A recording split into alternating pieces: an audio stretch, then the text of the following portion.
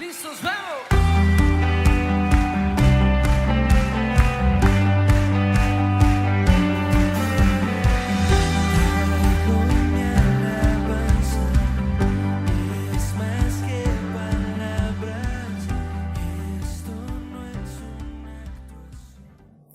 Continuamos con nuestra serie de estudios conociendo la palabra de Dios.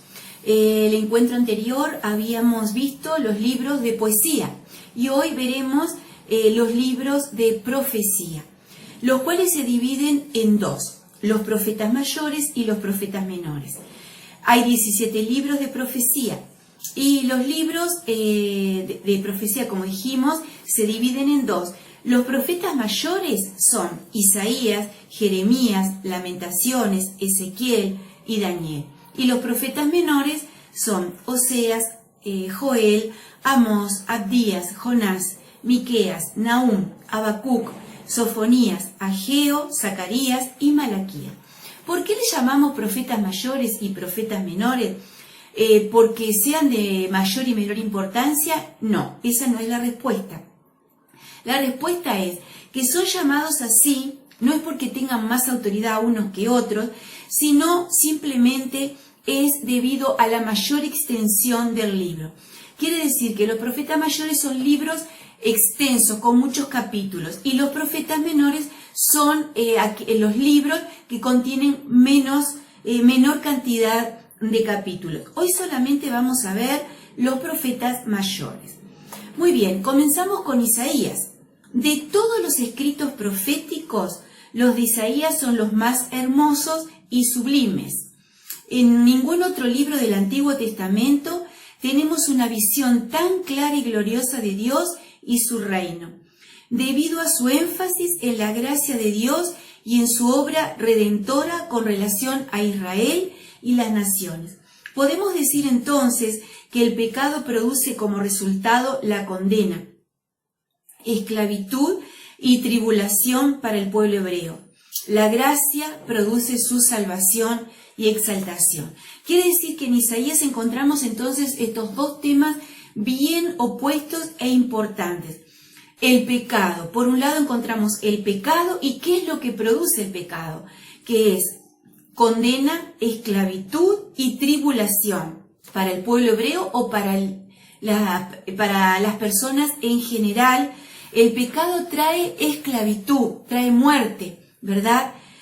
Pero con este tema, en la otra cara opuesta de los temas que trata Isaías, encontramos la gracia de Dios que produce salvación y exaltación de la raza humana. ¿Qué significa?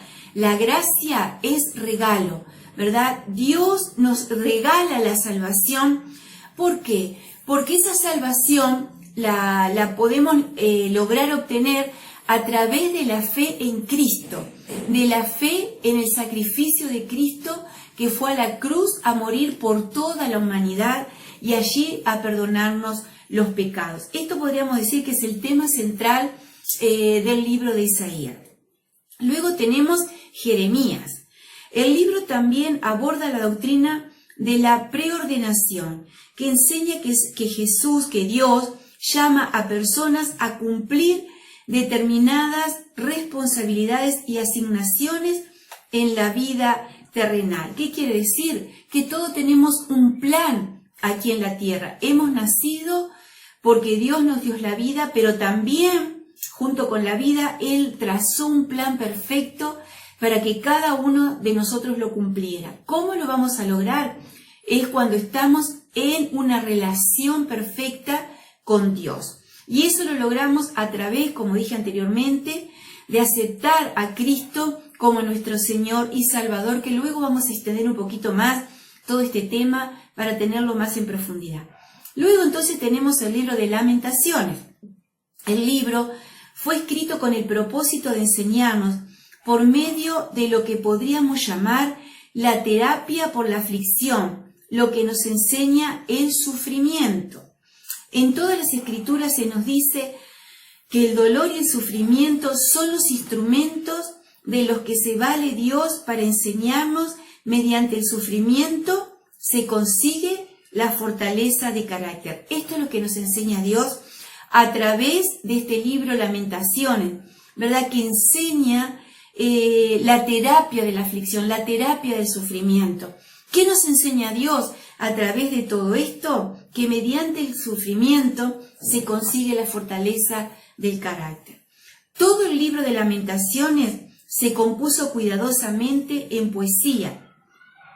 Los primeros 4 capítulos forman un acróstico. Un acróstico es una composición poética en la que las primeras letras de cada línea o verso forman una secuencia que tiene significado. El libro de Lamentaciones contiene composiciones acrósticas basadas en las 22 letras del alfabeto hebreo. Es un libro que es interesante leerlo, ¿verdad? Y poder entenderlo de cuál es el mensaje que nos da, ¿verdad? Ese libro de Lamentaciones no se lee mucho justamente porque habla del sufrimiento y muchas veces lo dejamos un poquito de lado, pero sin embargo tiene una gran enseñanza de lo que el ser humano alcanza a través del sufrimiento. El sufrimiento no es en vano, muchas veces sufrimos situaciones y no sabemos por qué, pero a través del libro de Lamentaciones nosotros podemos ver muchas cosas y entenderlas. Luego lo sigue el libro de Ezequiel. Todo el libro muestra que Dios es el omnipotente soberano, que actúa en toda la historia humana. Lo vemos en el capítulo 5, versículo 7. Pero más que los demás autores bíblicos, Ezequiel pone de relieve la realidad del pecado que domina aún al pueblo escogido en muchos momentos de la historia del pueblo de Israel. Está hablando del pueblo de Israel, ¿verdad? Y acá podemos ver en el capítulo 16, en el capítulo 20 y en el capítulo 23. A la vez que reconoce la soberanía divina, recalca que el hombre tiene la responsabilidad de su pecado y tiene llamamiento al arrepentimiento. Quiere decir entonces que acá reconoce Ezequiel la soberanía divina, ¿verdad? Que actúa sobre el ser humano. Pero si algo Dios dejó como responsable al ser humano, que es su vida, ¿verdad? Que puede elegir entre el pecado y el no pecado, ¿verdad? Y que tiene la necesidad de llegar al arrepentimiento. A todos los seres humanos se nos llega un momento en el que Dios nos va a confrontar entre la vida y la muerte, entre la vida eterna y la muerte eterna, entre la salvación y la condenación. Nosotros, mientras estamos en esta tierra, elegimos, ¿verdad? ¿Cómo logramos nosotros salir de la condenación? A través del arrepentimiento, ¿verdad? De toda nuestra vida vivida sin Dios y llegar, ¿verdad? A entender que Jesús murió en la cruz por nosotros y Él nos dio la salvación en esa cruz y aceptarlo como nuestro Señor y Salvador.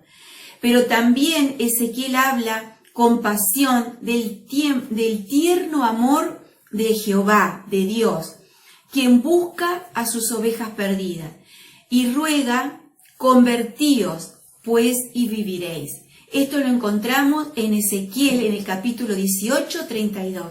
Y quiero repetir esto porque es muy importante. A la vez que Ezequiel muestra la soberanía de Dios, ¿verdad? En que Dios es el autor, el consumador de la vida, es el dueño de la vida y es el que decide el momento de morir de cada ser humano, ¿verdad?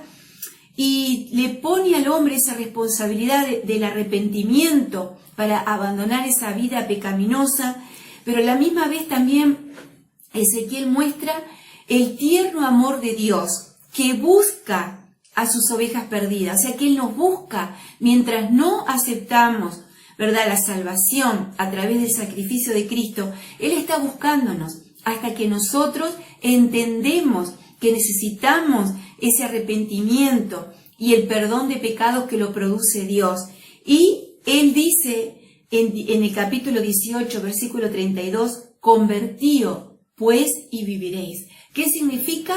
Arrepentíos, arrepiéntanse y entonces viviremos.